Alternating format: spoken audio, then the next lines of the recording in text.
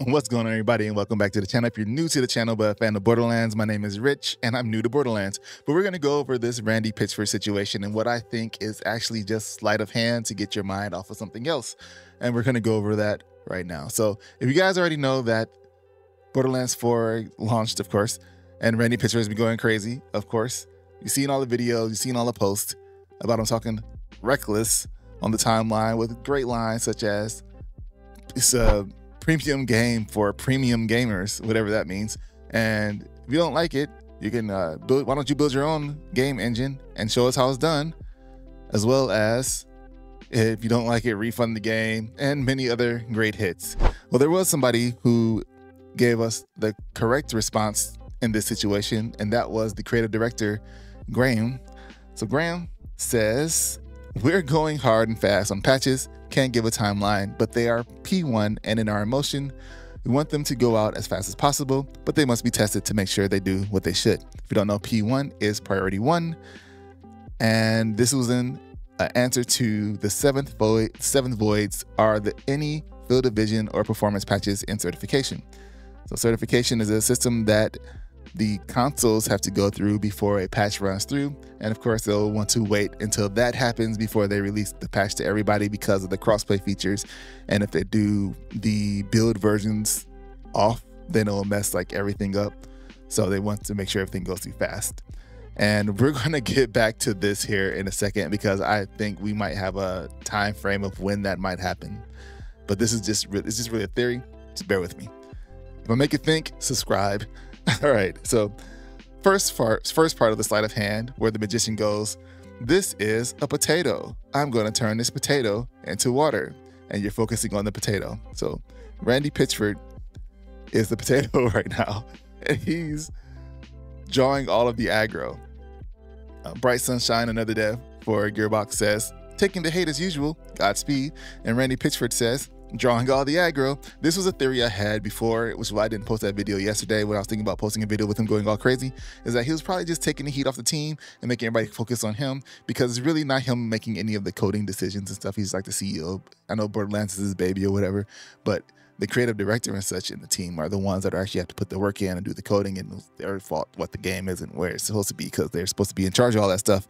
So he is taking that heat off of them. And then we had Graham come with the response, answering the question after a lot of the reviews and stuff came in. So that's what I think that's going on there. He's taking heat off the team. In the meanwhile, we're looking this way. Over here, something else is happening. The release date was originally September 23rd. The game was pushed up to the 12th. People were playing it on the 11th. So we had on PC.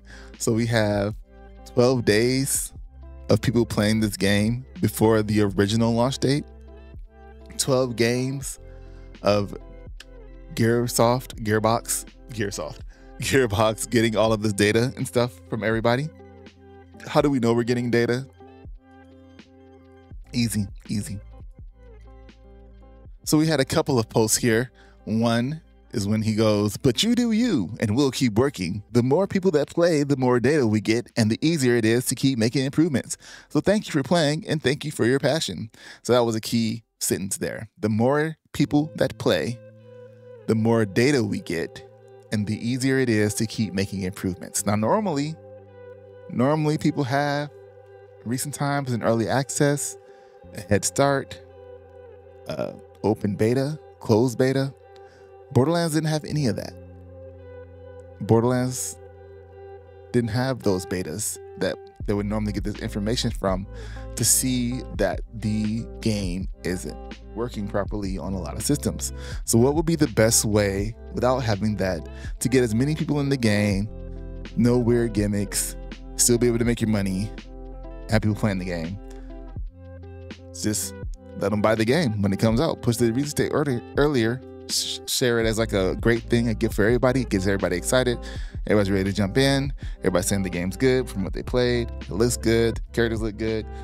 So now you have a big, wide test pool of people playing the game and giving you that information that you need. Now, he says this more than once.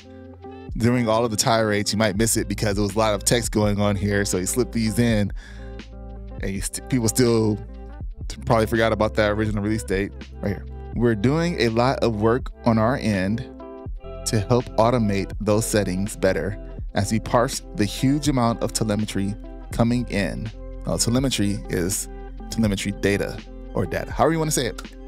There's more data coming in this long paragraph, just like this sentence in here. We're gathering data for performance issues. Of course they're doing this, right? Like this is how you fix the game.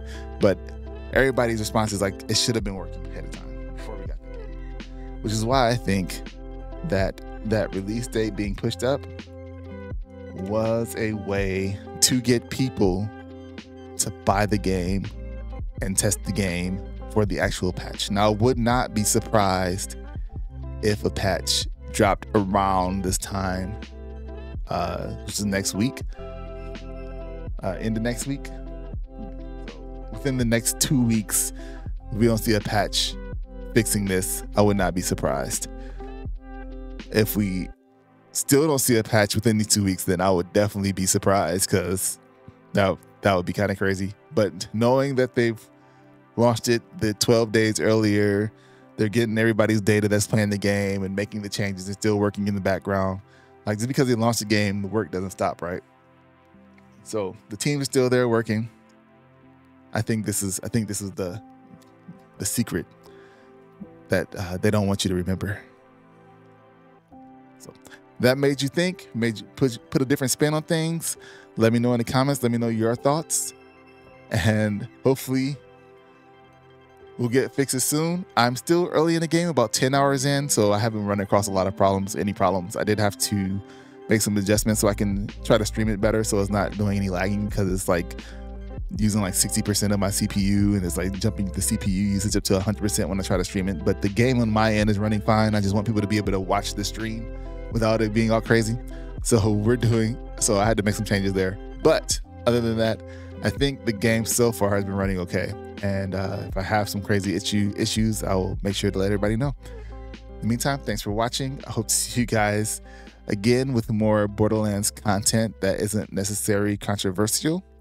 And I'll see you guys in the next video. Until next time, peace.